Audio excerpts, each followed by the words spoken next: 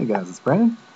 Wanted to just briefly go over a game that I played yesterday with a friend of mine who I give lessons to. And this was a training game, and I thought it was a little bit instructive. Just one particular aspect of this game was instructive that I wanted to point out and thought that some of you guys who are beginners or looking to improve your chess might find useful. So we were playing a training game in the Ruy Lopez. I had the white pieces, and he was playing the closed Ruy as black, and he hasn't really had much experience with this opening, so you can't be too hard on him for his play. But anyway, the game went e4, e5. This is the Ruy Lopez. And now this move, castles and bishop e7, marks the closed Ruy. Rook e1 defending the e-pawn. Now black has to play b5 to stop the bishop from taking here, and then the knight taking this pawn. So the bishop comes here. Now d6. Now with this pawn defended, black is threatening to play knight to a5 and pick up this bishop, since this pawn won't be hanging if the knight moves. The knight was guarding this pawn before, but now this pawn is defending it. So that's why in these openings white plays c3. In order to give the bishop a square to tuck away on, and to also prepare d4, advancing, trying to get the pawn center. Castles, and now h3. This is the most common move order for all these Ruy Lopez closed Ruys.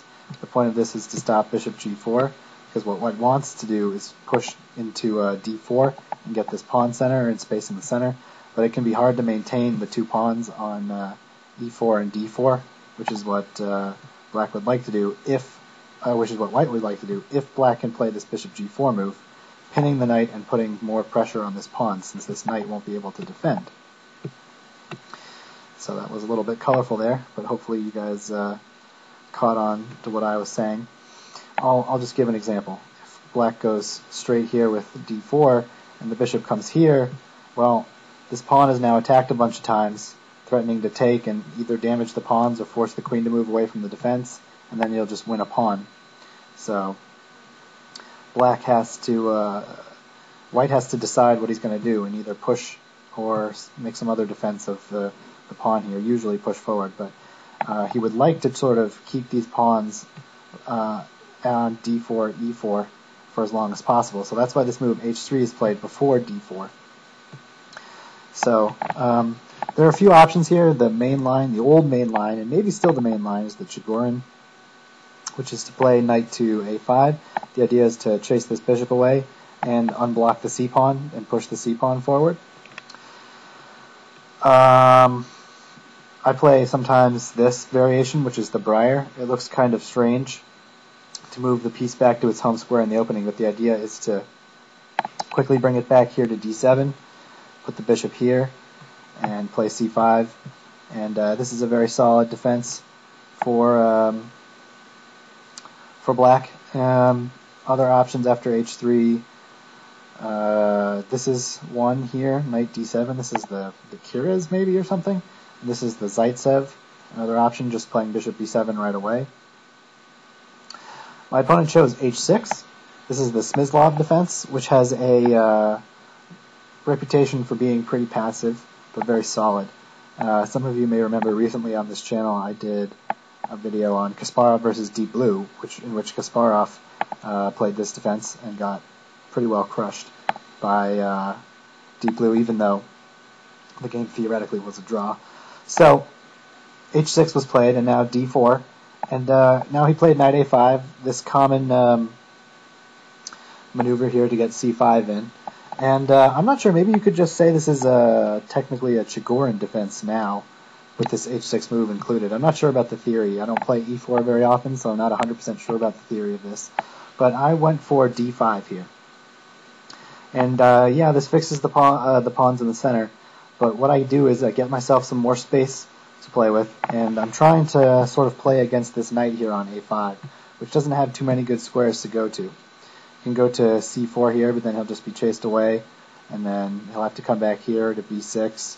Maybe this is what was the best move in this particular position. Again, I don't really know the theory, but he played bishop d7, and I just played b3 just to keep the knight out of c4. Maybe prepare a4 at some point. And so if the knight is going to come back into the game, he's going to have to find something to do on b7, and then maybe come back here.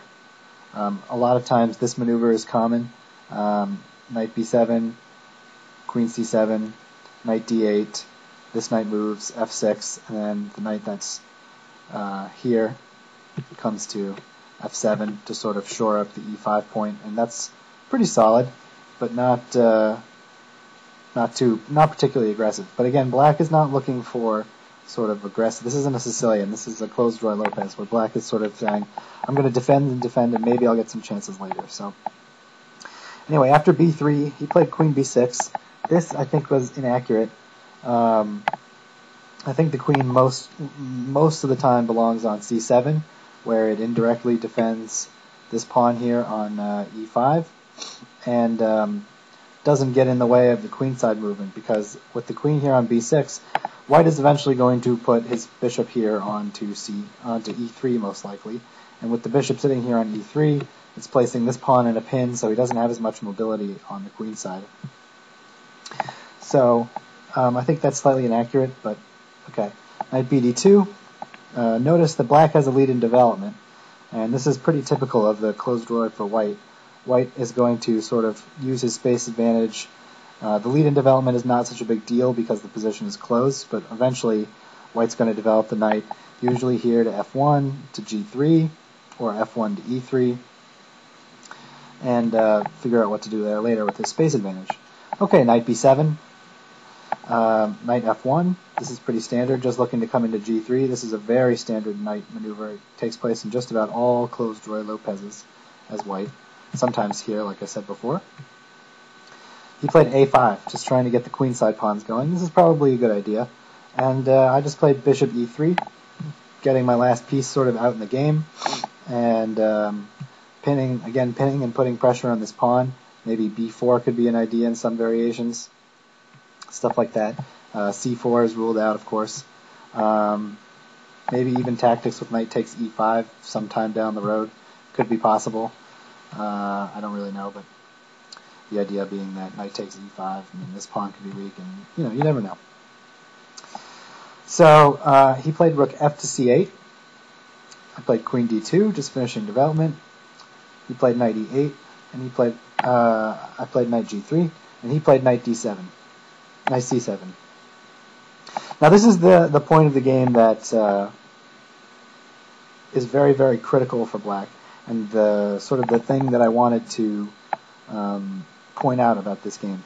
If you take a look at the orientation and the placement of all of these pieces, and if you imagine an imaginary line that goes down the board here, splitting the D and E file, so that everything on this side of the board, everything from the D file over, what we call the queen side, and everything from the E file over, what we call the king side, you'll notice something right away, which is that just about every single one of black's pieces are on the queen side.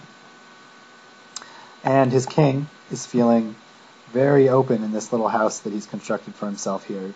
The only thing sort of defending the king side is this bishop, and maybe you can argue that this bishop has some influence on the king side down this diagonal. But the king is looking very, very open. And this is something that you really have to watch out for, especially in openings where white has sort of positioned his pieces to be pointing at the king. And they all kind of are. This bishop is pointing at the king. It's blocked by the e-pawn, but that could always change in the future. This bishop here, the queen, the knight's ready to jump into f5. This knight could come to h4 to f5, or maybe g5. So there's a lot of things that are pointing at the king. And it's very, very dangerous for the black king because of all these pieces that are hanging out here on the queen side. This is a decent, it's not to say you can never move your pieces from one side of the board to the other, but you always have to wonder, you always have to make sure that if you're moving your pieces to the one side of the board, your opponent's not just going to be able to launch a very fierce attack on your king very easily. And that sort of is what happens in this game. I played the move knight f5, attacking this bishop, which is a nice defender, and hitting these very sensitive squares in the black position. He played the logical move, bishop takes f5, and now I played e takes f5. And things are getting a little bit dangerous. One less defender on the king side, and possibly this bishop could become open, so one more attacker. He played a real blunder here, but it's really hard to see how to defend this position. He played the move bishop to f8, which looks logical because he was afraid of bishop sacrifices here on h6, and he just wanted to shore up some of these dark squares against his king. Put the bishop here, guard this square, indirectly guard this square here on g6. So that looks kind of logical. The problem with that is he didn't anticipate or didn't see the move which I played next, which is f6. And now, after this move f6, things are, well, pretty dire.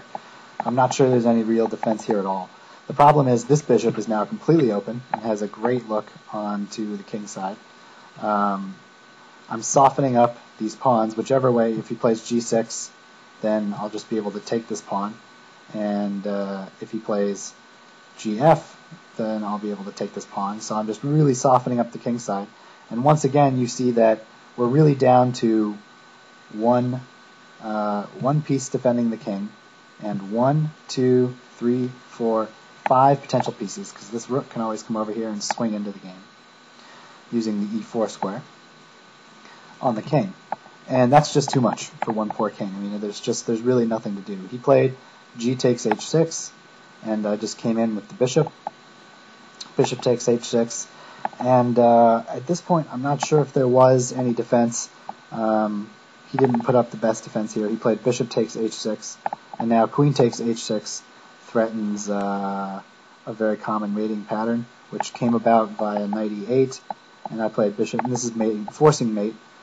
Bishop check, king here, bishop moves back, discovered check, king g8, and now mate in 2, queen h7, king f8, and queen f7 mate. So that was, knight e8 was not the best chance to hang on in the game, but there really wasn't a whole lot to do in this position. If he tried something like maybe, my phone went off, if he tried something like maybe knight d8, hoping that this knight could guard the pawn here, well, there's lots and lots of ways to win this, but maybe the simplest would just be, I don't know, a rook lift, rook here to here, or rook here to here. I mean, there's really no hope in defending this position, and the whole reason for that is that all of these pieces are here, poised to strike on the queen side, in which case, if he got the opportunity, if I had just played this position slowly, then he would have had a huge advantage on the queen side and probably would have flooded all of his pieces in and gotten a nice position. But the problem was, of course, the king. So, you know, it's just, you got to watch out when you move all of your pieces away from your king. There are some openings where you can do that. A lot of openings where you have a fianchetto position and the bishop is on g7, that can be okay.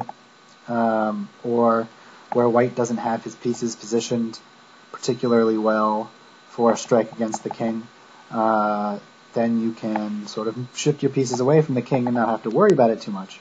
But when you're going to play on the queen side, especially as black, sorry, my phone's going off again, especially as black, you have to be aware that if white has pieces pointing to the king, then you better be careful before you move those pieces away. So, just a brief, sort of a lesson there. And hope you guys enjoyed it. And we'll see you next time.